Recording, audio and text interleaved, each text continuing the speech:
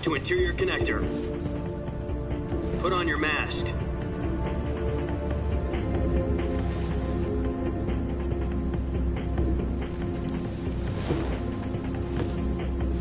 Does this panty waste know what he's doing? Approaching release point. 10 minutes to drop off. Hey, are you deaf? He said put out the cigar and put on your mask.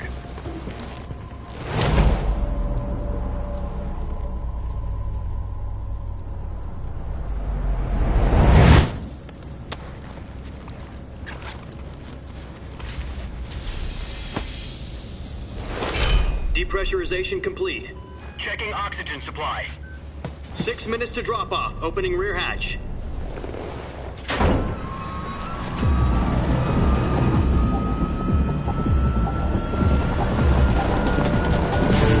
Sunrise.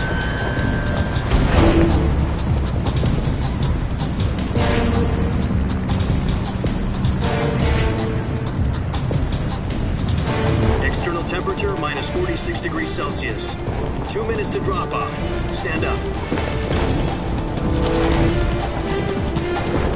You'll be falling at 130 miles per hour. Try not to get frostbite from the wind chill. 1 minute to drop off. Move to the rear. Activate the oil bottle. This is one for the history books. The world's first halo jump. 10 seconds to drop off. Stand by. Status okay. All green. Prepare for drop-off. Countdown. 5, 4, 3, 2, 1. Spread your wings And fly. God be with you.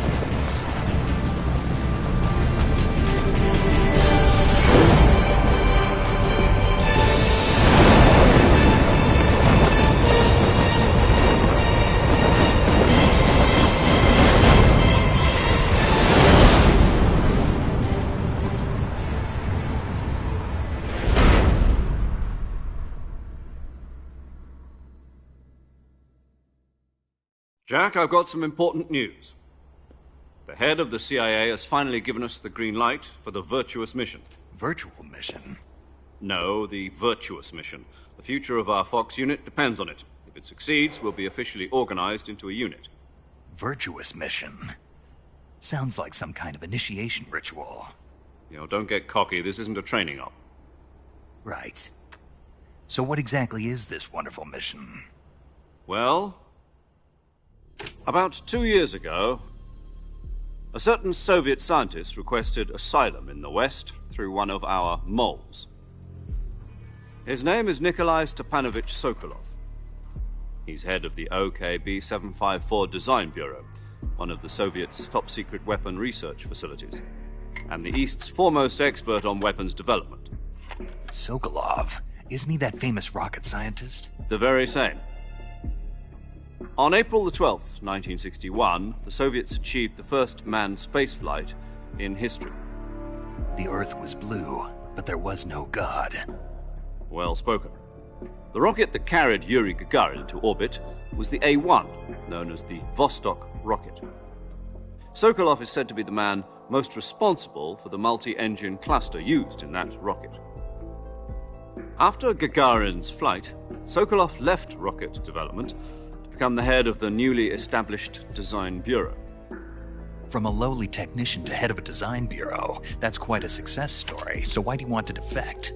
It seems he'd become afraid of his own creations. Afraid? Call it a crisis of conscience. And for that, he left his country and his family behind and went over the fence? Not exactly. One of his conditions was that his family was also to be taken safely to the West. We used a mole to get the family out first and succeeded in sneaking Sokolov over the Berlin Wall shortly afterwards. I was the one who conducted the operation. The security on the eastern side was still full of holes back then.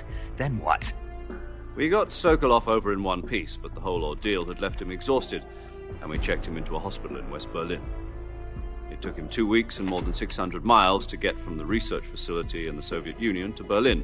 He was in no condition to say anything coherent. And it was only a week later that we had something much bigger on our hands. The Cuban Missile Crisis. October the 16th, 1962, President Kennedy received word that the Soviets were in the process of deploying intermediate-range ballistic missiles in Cuba. The President demanded that the Soviets dismantle and remove the missiles. At the same time, he announced a naval blockade to prevent further missile shipments from reaching Cuba. But the Soviets didn't back down, instead placing their armed forces on secondary alert. Soviet transport ships carrying missiles continued on course towards Cuba. US and Soviet forces went on alert for an all-out nuclear war. Frantic negotiations were conducted through the UN's Emergency Security Council and unofficial channels to end the hair-trigger standoff. Finally, on October the 28th, the Soviet Union agreed to remove its missiles from Cuba. And so the world avoided a nuclear holocaust. But in order to get the Soviets to pull their missiles out, we had to make a deal. You mean the one where the US agreed to remove its IRBMs from Turkey? No. The Jupiter IRBMs deployed in Turkey were obsolete, and we were going to get rid of them anyway. They had no strategic value whatsoever to either the US or the Russians. The Turkey deal was a ruse, a cover story that was fed to the other intelligence agencies around the world. So what did the Russians really want? Sokolov. They wanted us to return Sokolov.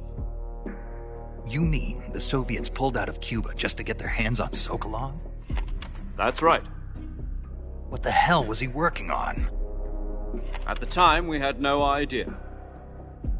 We were running out of time. It was either give up Sokolov or risk full-scale nuclear war. In the end, we had no choice. President Kennedy gave in to Khrushchev's demand.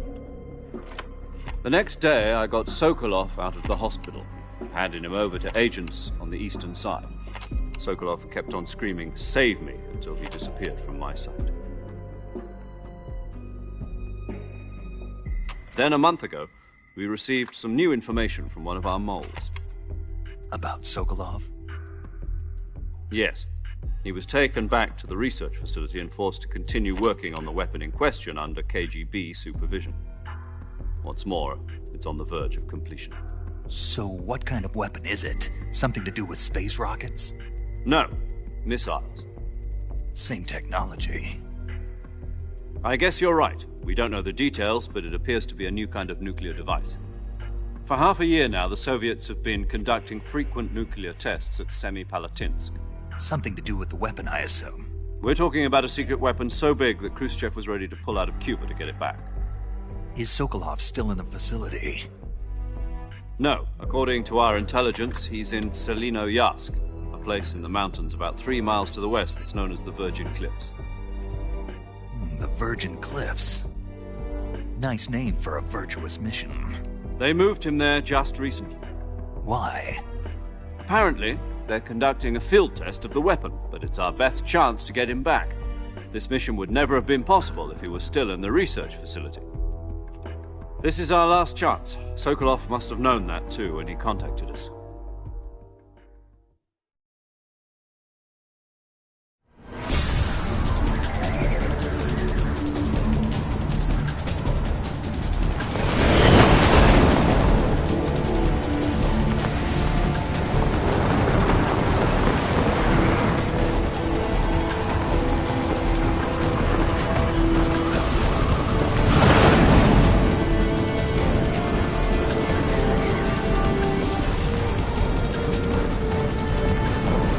Listen up, Jack.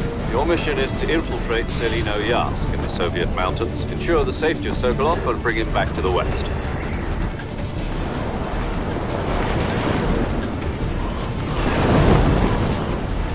If we don't get Sokolov back before that weapon is complete, we'll be facing a major crisis. The clock is ticking.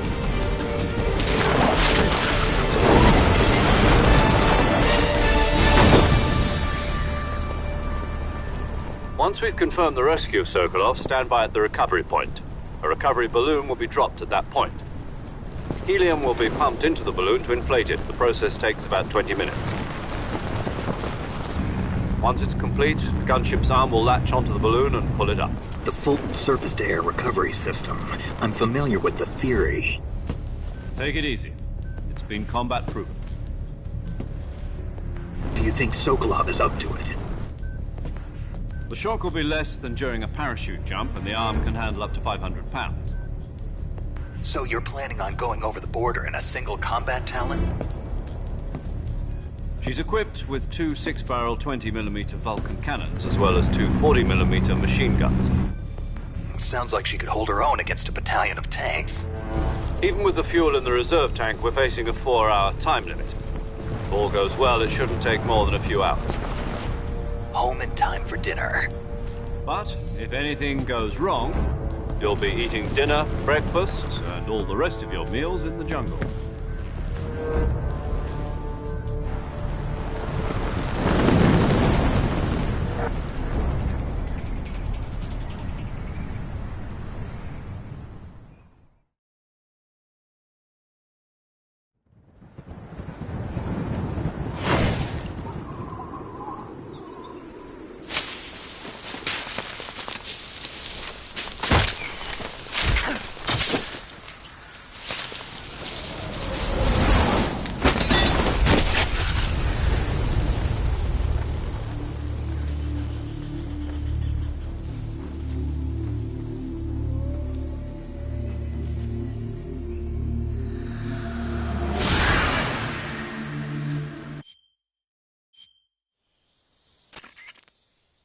Do you copy? You're already in enemy territory, and somebody might be listening in. From here on out, we'll be using code names to refer to each other. Your code name for this mission will be Naked Snake. I'll be referring to you as Snake from now on. You're not to mention your real name. Snake? What, you don't like snakes? What do you mean?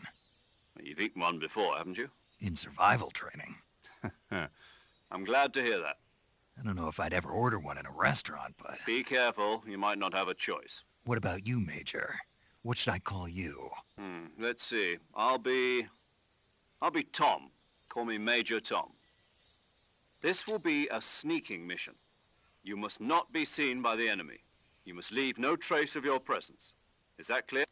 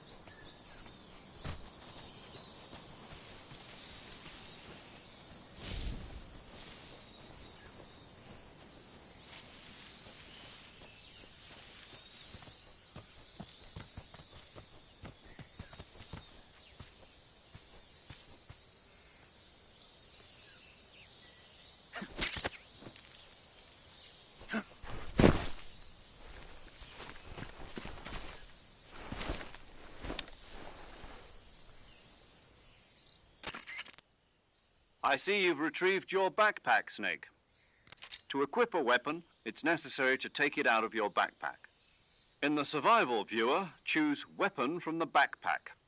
Your available weapons will be displayed in a list on the screen. From that list, choose the weapon you want to equip and press the Enter button. For other equipped items, just do the same thing from Item. Got it. Use the survival viewer backpack.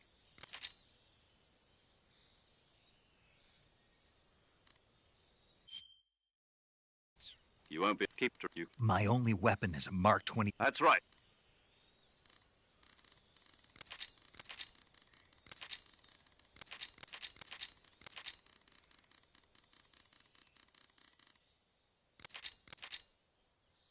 The times.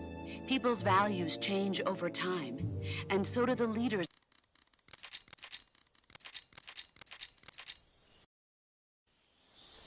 Snake, try to remember some of the basics of CQC.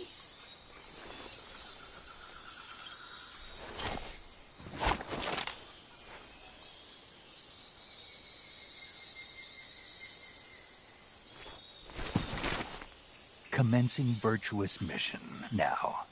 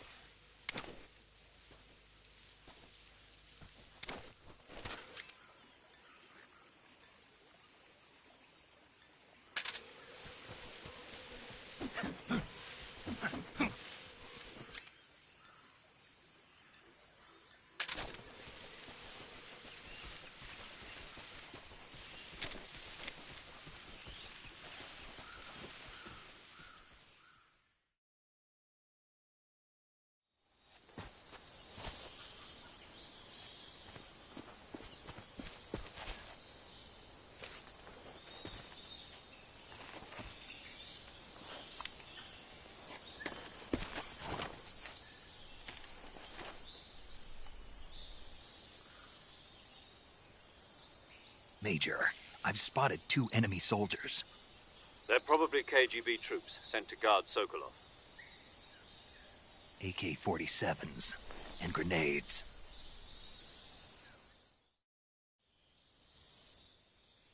Snake, your presence in Soviet territory is already a violation of international law. We can't let the Kremlin find out that the CIA and the American government are involved. Contact with the enemy is strictly prohibited. Don't engage them in battle either. This is a stealth mission. Got that? The Major is right. The point of this mission is to sneak through the jungle without being seen. The success of the mission depends on how well you use your camouflage. Change your camouflage by selecting Camouflage from the Survival Viewer. The Uniform option lets you pick your uniform, while the Face option lets you change your face paint. Choosing camouflage that blends in with your surroundings will help you conceal yourself more effectively. Also, don't forget that anything that moves will stand out in the jungle. If you just stand up and run around like an idiot, you're bound to be spotted. But if you crawl instead, you should be able to sneak by without being noticed. You can see how effective your camouflage is by looking at the Camo Index. The Camo Index shows how well your current camouflage blends in with the surrounding area. The higher the value, the harder you are to spot, and vice versa. The key is to make yourself one with nature. Keep that in mind as you go along, okay?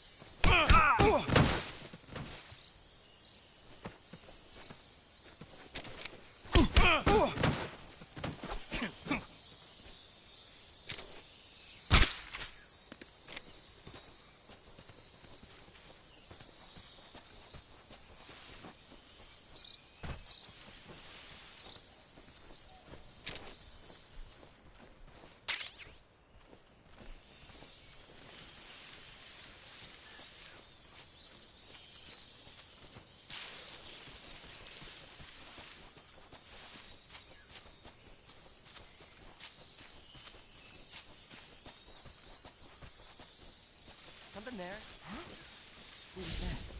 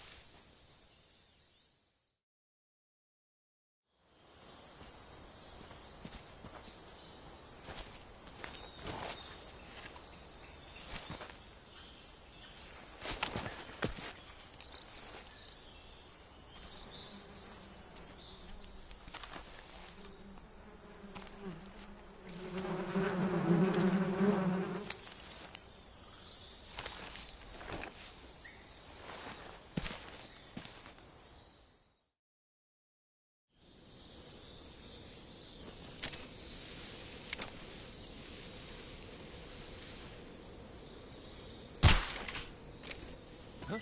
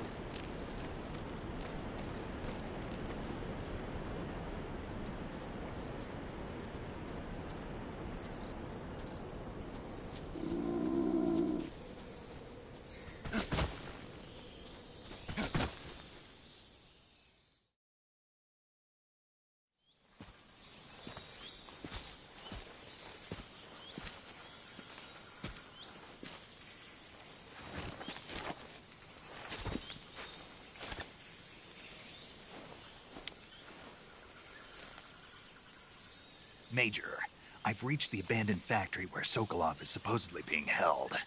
This place is a dump.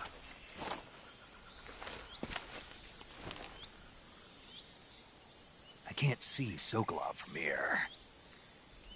The security is pretty tight. There are sentries posted around the perimeter. I wonder how many are inside.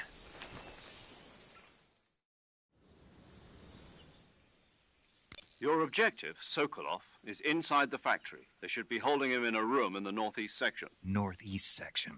Got it. Be careful. Your mission is to bring Sokolov back. He must not be exposed. Right. Oh, and one more thing, Snake. You mean there's more?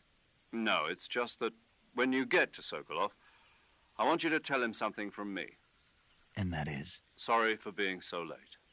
Is that all? Yes. Understood. Beginning my approach to...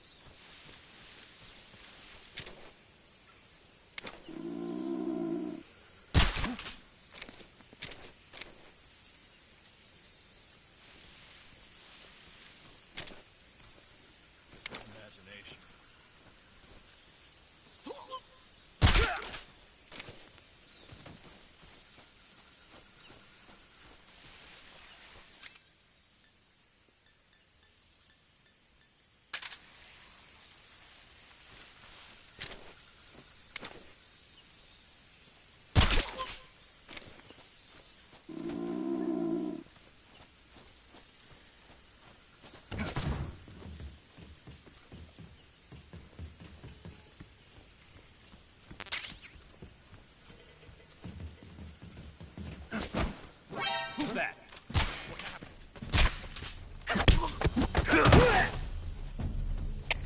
HQ. This is HQ. Patrol here. Enemy sighted. Requesting backup. Respond. There's something wrong. Support unit. Confirm their status.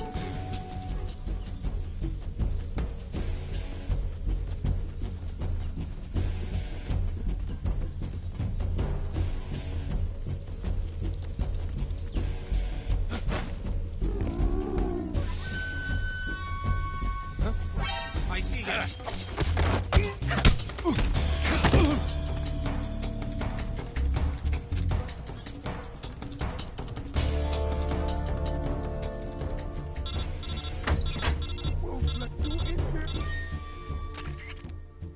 Major, I'm in front of Sokolov's cell, but the door won't open.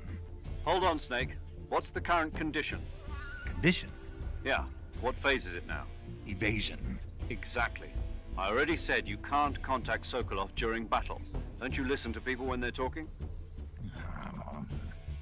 Well, anyway, the reason that door won't open is probably because Sokolov is blocking it himself. He's scared, and no wonder. In order to break Sokolov out of there, you'll need his cooperation as well. So stop scaring him. Once things have stabilized...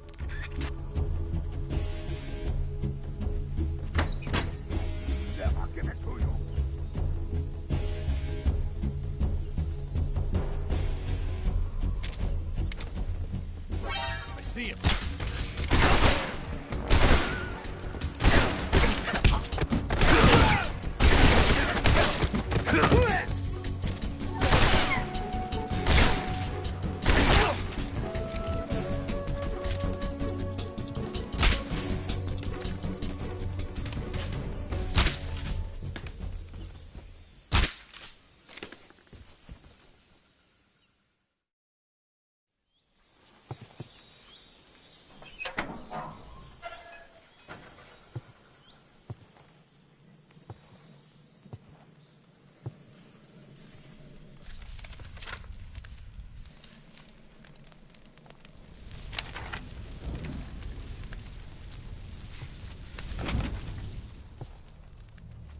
must be Sokolov.